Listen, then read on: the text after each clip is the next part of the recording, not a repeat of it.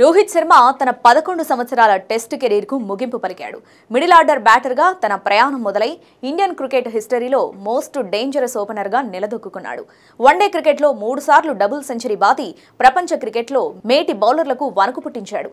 2013లో ఆస్ట్రేలియాపై 209, 2014లో శ్రీలంకపై 264, 2017లో ఇదే శ్రీలంకపై 208 పరుగులు చేసి హిట్ మ్యాన్ గా పిలిపించుకున్నాడు. తన కెప్టెన్సీలో టీమిండియాను డేంజరస్ టీమ్ గా మార్చాడు. ఏ రోజు రికార్డుల గురించి ఆలోచించలేదు.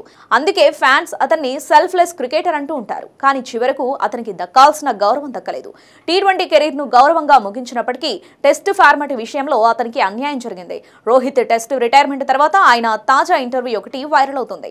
ఆస్ట్రేలియా మాజీ కెప్టెన్ మైఖేల్ క్లార్క్ తో జరిగిన పాడ్కాస్ట్ లో తాను ఇంగ్లాండ్ లో పర్యటించడానికి సిద్ధంగా ఉన్నారని చెప్పాడు.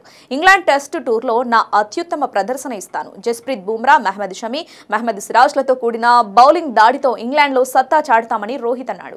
దానికి క్లార్క్ కూడా శుభాకాంక్షలు తెలిపాడు.